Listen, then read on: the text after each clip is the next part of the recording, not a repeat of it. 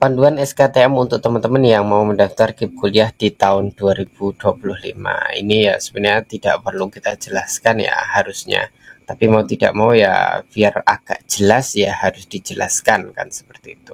Nah, bicara surat keterangan tidak mampu, ini adalah salah satu berkas penting karena sebagai surat tanda bukti kondisi ekonomi keluarga kalian yang biasanya selalu diminta kampus kalau kalian tidak terdata di DTKS atau mungkin bukan penerima bansos dari pemerintah. Kalau kalian nggak dapat KIP, nggak penerima PKH dan lain sebagainya, biasanya kampus mewajibkan kalian untuk mengurus SKTM. Nah, level SKTM itu yang biasanya diprasyaratkan berdasarkan panduannya minimal diminta atau dibuat di level desa atau kelurahan, tidak boleh hanya sebatas RT RW. Bahkan di beberapa tempat itu harus ada stempel dari dinas sosial atau mungkin kecamatan. Jadi seberapa sulit SKTM yang harus kalian urus itu bergantung pada kuota masing-masing kampus yang kalian tuju. Kalau kuotanya banyak ya SKTM dari desa bisa. Kalau kuotanya sedikit biasanya SKTM-nya harus stempel dari dinas sosial. Nah, jadi secara umum pengurusan SKTM itu melalui desa kelurahan masing-masing. Syaratnya cukup membawa fotokopi KK-KTP. Kalau kelurahan itu biasanya harus minta rekomendasi RT RW. Desa pun juga, kalau desa yang agak birokratis juga masih pakai surat rekomendasi atau surat pengantar dari RT RW. Bahkan kalau kelurahan itu banyak yang bilang, wah SKTM kita sudah nggak mengeluarkan Pak gitu ya. Kita hanya bisa mengeluarkan SKTM bagi yang sudah terdata di DTKS. Nah, repot lagi kan ya kalau kasusnya seperti itu. Sebenarnya intinya tidak perlu tulisannya surat keterangan tidak mampu. Tulisannya surat keterangan aja, yang penting nanti di bagian bawah ada tulisan bahwa keluarga ini berasal dari keluarga tidak mampu. Cukup gitu juga nggak apa-apa, biar desanya tidak merasa bersalah gitu kan ya. Tapi aturan yang kemudian membatasi SKTM ini juga problematis ya, kalau desa memang punya visi untuk mendorong warganya SDM unggul. Kalau dibatasi kayak gini kan repot, daftar KIP kuliah nggak boleh. Ya tentu mereka punya prinsipnya masing-masing.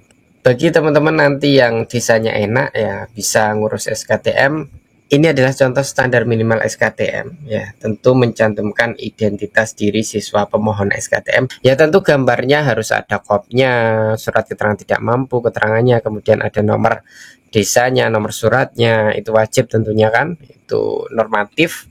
Kemudian ada identitas orang tua kalian, kepala keluarga lah, identitas kepala keluarga, kemudian identitas kalian masuk gitu ya.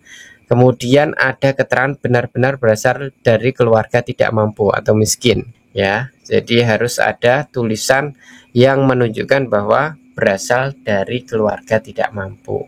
Kemudian tanda tangan, stempel ini basah semua, tidak boleh scanan gitu ya.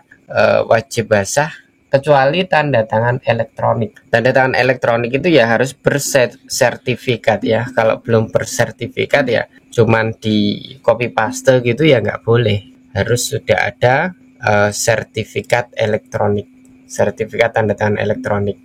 Kemudian tanggal pembuatan SKTM adalah tahun 2025, artinya harus diurus di tahun ini. Kenapa? Karena SKTM itu masa berlakunya tidak panjang kan seperti itu. Tahun 2024 mungkin masih jaya punya usaha besar, tahun 2025 bangkrut, nah, bisa ngurus SKTM.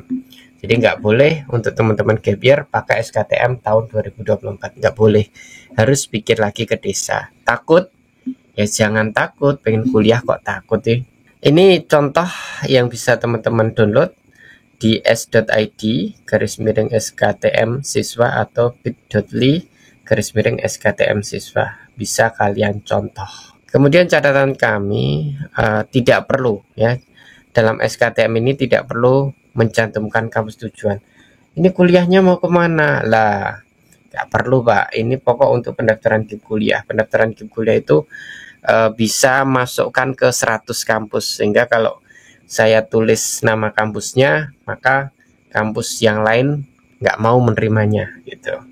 Disampaikan aja kalau ini saya daftar untuk 100 kampus, sehingga tidak perlu dimasukkan semua nama kampusnya. Itu kan beres. Kadang pihak desa kelurahan itu kan sok tahu gitu, harus mencantumkan nama kampus tujuannya.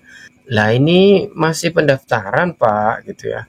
Dan saya masukkan 10 kampus. Masa kampus tujuannya saya tulis semua 10-nya, atau bikinkan 10 kampus saja Pak, suratnya 10 gitu. Jika dalam proses pengurusan SKTM terdapat kendala karena desa kelurahan setempat tidak lagi mengeluarkan SKTM, maka silahkan ajak orang tua Anda untuk melakukan negosiasi dan memberikan edukasi lebih lanjut. Intinya apa? Jadi catatan kami kalau desa kelurahan ruwet-ruwet ya selesaikan secara adat lah, kalian tahu lah gitu ya. Apapun yang sulit bisa diselesaikan dengan titik-titik kan gitu ya. Apapun yang ruwet bisa diselesaikan dengan titik-titik. Jadi kalian tahu jawabannya sendiri, nggak perlu saya perjelas. Selesaikan secara adat, intinya kan seperti itu.